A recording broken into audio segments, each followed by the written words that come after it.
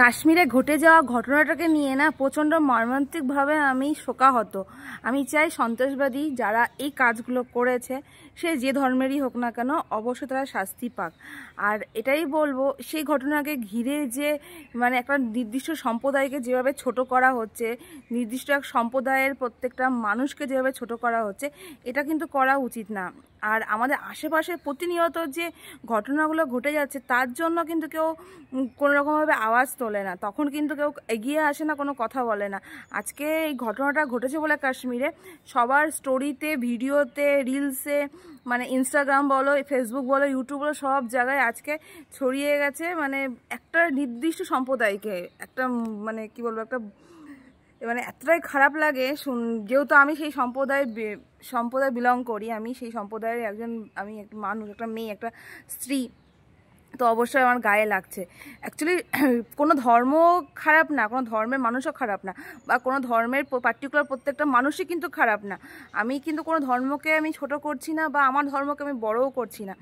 একটা কথাই বলবো যে পার্টিকুলার যে বলেছে না যে মুসলিমদের জন্য এটা হচ্ছে, বা মুসলিম সরাও ভারতবর্ষ থেকে, কিংবা বলছে যে মুসলিমরা দায়ী, চলো মানছি, কিন্তু সেটা পার্টিকুলার তো আমার দেশের না। আর আমার দেশের প্রত্যেকটা ভারতীয় মুসলিম যারা আছে তারা কিন্তু সবাই সমান না, সবাই কিন্তু সন্ত্রাসবাদী না। আজকে আমি আমার এই ফেস নিয়ে আমি ভিডিও করতে এসেছি, আমার হাল দেখলে বুঝতে পারবে কতটা অসুস্থ আমি।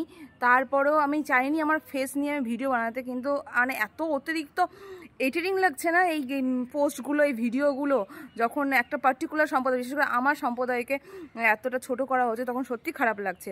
আমি নিজে একজন ইন্ডিয়ান সোলজারের ওয়াইফ, আমার হাজব্যান্ড একজন মুসলিম সোলজার, সে মুসলিম জাতিতে, আমি মুসলিম, আমার বাবা মুসলিম, তো আমরা কি সন্ত্রাসবাদী? অবশ্যই না। আর আমার হাজব্যান্ড বিগত 15 বছর ধরে ইন্ডিয়ান ফোর্সে আছেন। আর সবথেকে বড় কথা, 3 দিন আগে যে আমাদের জওয়ান, হুগলি জেলার যে আমার এখানকার আমাদের বেঙ্গলের যে জওয়ানকে, বিএসএফ জওয়ানকে তুলে নিয়ে গেল 24th ব্যাটালিয়ন, পাঞ্জাব থেকে যার পোস্টিং ছিল, সেখানে অন ডিউটি অবস্থায় নিয়ে গেছে। সেখানে কিন্তু গেল বছর আমার বর পাঞ্জাবে সেম জায়গায় পোস্টেড ছিল, এবং প্রত্যেক রাতে তাকে রাত 3টে হোক, 2টো হোক, 1টা হোক, তাকে সেখানেই শিফটিং যেতে হতো, নাইট শিফটিংয়ে। তাকেও কিন্তু সেই বন্দুক নিয়ে ওখানে পাহারা দিতে হতো, বর্ডারের সিকিউরিটি পারপাস তাকে যেতে হতো, 3 ঘন্টা, 4 ঘন্টা, 5 ঘন্টা ডিউটি করে তাকে আসতে হতো। তো আজকে ওই জওয়ানকে তুলে নিয়ে যাওয়া হয়েছে।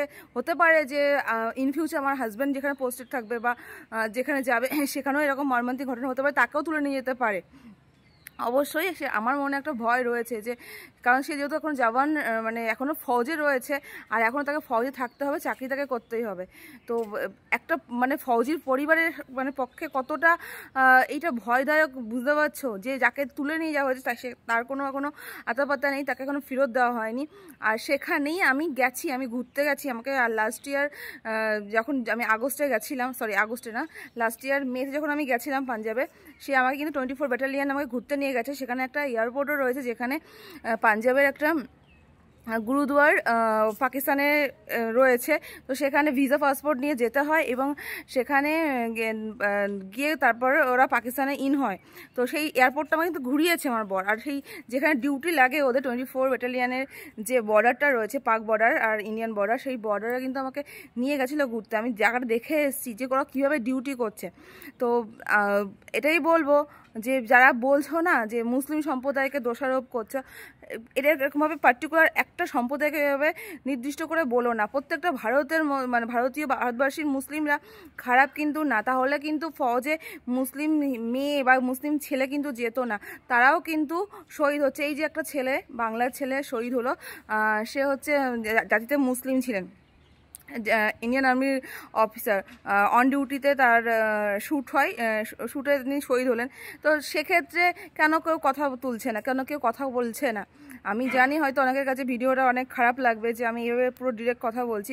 হ্যাঁ বলছি, কারণ আমার নিজের খারাপ লাগছে, যেহেতু আমি এখন মুসলিম, তো আমার খারাপ লাগছে। আমার ধর্মের প্রত্যেকটা মানুষ কিন্তু খারাপ না।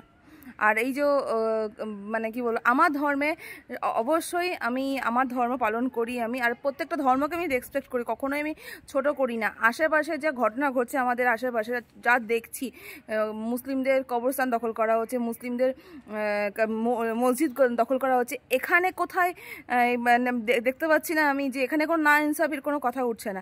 যেখানে প্রত্যেকদিন ইবাদত হয় সেখানে কেন দখল করতে আসবে মানুষ? বা যেখানে কবর দেওয়া হয় সেই পার্টিকুলার কবরের উপরে কেন জয় শ্রীরামের পতাকা লাগানো হবে?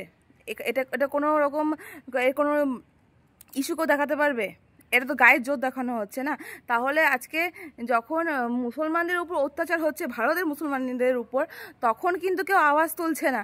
কিন্তু যখন একটা মর্মান্তিক ঘটনা ঘটে গেল, তখন খালি একটাই কথা উঠে আসছে, তারা হিন্দু ছিল বলে মানে তাদেরকে হত্যা হতে হলো।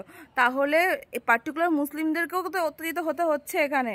আজকে একজন সোলজারের ওয়াইফ হিসেবে কি আমি কি সেফ?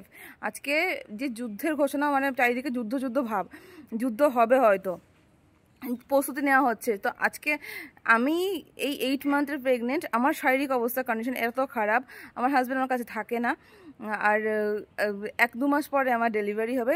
আজকে যদি এরকম কোনো প্রবলেম হয় দেশের মধ্যে যুদ্ধ বাদে, তখন ওকে তো যেতেই হবে, ডাক তো পড়বেই, যেতে হবে, যেহেতু জওয়ান তাকে তো যেতেই হবে, ডাকবে। তো তখন মানে যখন আমার সব থেকে কাছের মানুষটা যেমন আমাকে দরকার, সেই টাইমে হয়তো আমি তাকে পাবো না। আর আমার মানসিকতা, মন মানসিকতা কী হচ্ছে, বা আমার পরিবার, তার পরিবারের মধ্যে কি হচ্ছে, সেটা কিন্তু একটা সাধারণ মানুষের পরিবার কখনোই ফিল করবে না। তাই তোমাদের অকাত নেই যে আমরা বর্ডারে গিয়ে যুদ্ধ করবো, বা বর্ডারে গিয়ে আমরা দেশের জন্য প্রাণ দেবো, কিংবা দেশের রক্ষা করব।